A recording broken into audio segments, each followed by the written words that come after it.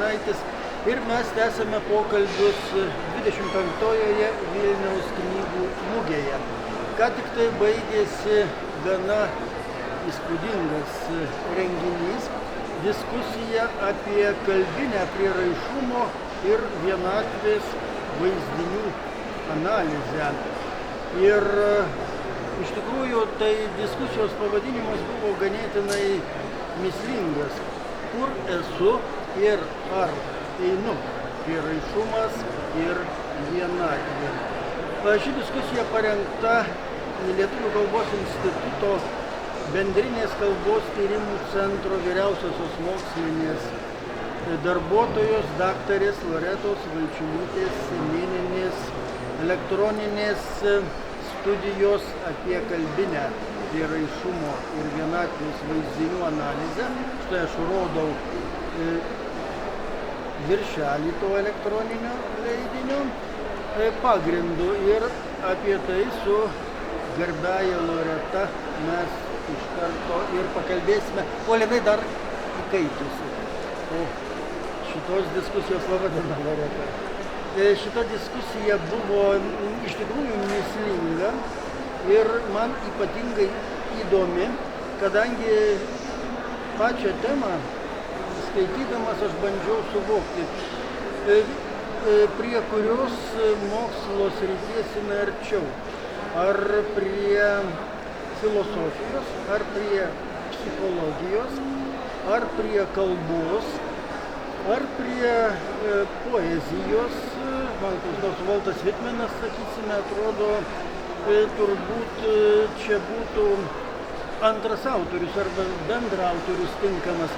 Ir vis dėlto aš priėjau prie išvados, kad tai yra grynas bendrosios semantikos darbas. Bendroji semantika, mokslas, ne tarpdisciplininis jau, o išaugęs iš tarpdisciplininių, kuris sako, pasak jo sukūrėjo Alfredo Kožicskio, arba moko, kaip reikia suprasti pasaulį kalbos pagalba. Ir tezė yra ta, kad pakeis kalbą, pakeisi gyvenimą. Tai, kai aš kalbu ir kai jūs kūrėte šitą darbą, jūs apie tai galvojate?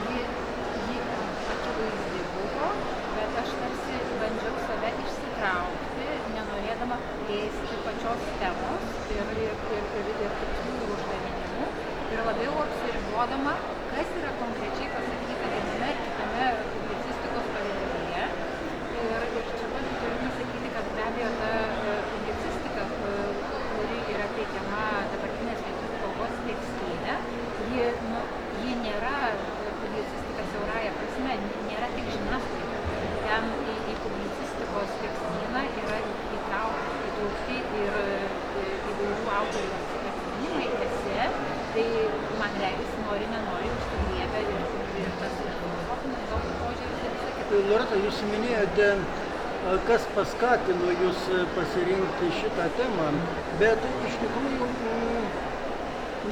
du konkretūs žodžiai. Kodėl būtent jie? Dar vienas dalykas minėjote, kad tradicijos tokių tyrimų beveik nėra, o jeigu jį yra, tai labai skysta, kitaip tariant, negausi.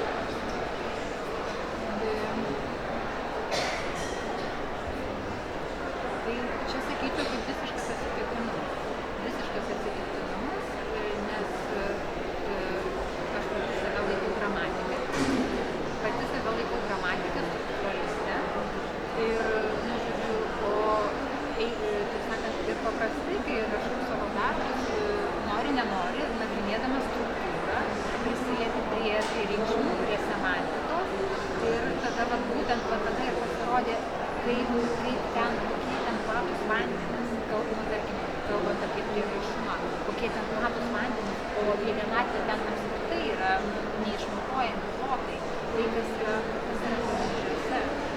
Ir va tai Jūs laikote, ar galbūt jau to reikėtų sakyti, laikėte save gramatikė, struktūraliste, dabar jūs jau ir filosofė, ir psichologė, ir netgi, sakyčiau, literatūrologė. Iš tikrųjų, tai čia darbas jau nagrinėja ir literatūrinės kategorijas, literatūrinę tradiciją. Ir jums diskusijos metu buvo jūsų paklausta, o kas toliau? Arba kitaip tariant, taikomoji darbo prasmė dabar. Kam konkrečiai skirta žmonėms vaduotis iš depresijos, žmonėms gilinti vis dėlto arba atnaujinti bendrosios semantikos tradiciją, ar žmonėms suvokti, kad atskirų izoliuotų mokslo disciplinų laikas baigėsi. Greičiausiai taip, kad baigėsi laikas. Ir kam šitą studiją, kelią galėtų būti įdomi. Tai bet kuriam žmogui, nes pasiėmus vieną pavyzdį, vieną dieną jisai gali nuskambėti kiekvienam asmeniškai vienai, kitą dieną tas pavyzdys jau kitaip skambės. Ir tai, žodžiu, ir nekalbant apie tai, kad šiandienos žmogus, ir aiškiai tai matyti ir mano pačios knygoje, labai tas, kur einu ir ar einu, tas klausimas ir man pačiai ne kartą kilo rašant studiją, kad ta riba tarp prieraišumo, sveiko prieraišumo, gerąja prasme, sveiko saugaus prieraišumo, kaip gero santykio tarpusavio ir prieraišumo, tokio įsikibimo ir tokio daiktiško naudojimo tarp kito žmogaus arba tiesiog daikto yra kartais gali būti labai slidi. Tai, žodžiu, kad tarsi save pamatyti, skaitant tą knygą, gali pasirodyti visai. Tai pirmas tokio žanro jūsų darbas? Taip. Tai tada natūralus klausimas, o kas toliau? Tikėtina, kad bus ir kitų. Galima pateikti žodžių sąrašą? Galima, ačiū už nuorodas. Ačiū Jums už knygą ir išties nepaprastai įdomią diskusiją, kuri duoda mums ir pretekstą, ir būtinybę, ir pareigą ją skaityti. Ją galima dabar rasti Lietuvių kalbos instituto puslapyje. Gerai, to aš ir linkiu. Tai ačiū Jums, sėkmės, kūrybinio įkvėpimo ir naujų žodžių paieškos. Jeigu reikės, kreipkitės pagalbos. Ačiū. Iki pasimatymo. Ir primenu, kad mes kalbėjomės su Lietuvių kalbos instituto bendrinės kalbos tyrimų centro vyriausiąja mokslinė bendradarbė daktarė Loreta Vaičiulytė Semėnienė. Už kameros Kristina Kropaitė, kalbino Audrys Antanaitis. Likite sveiki.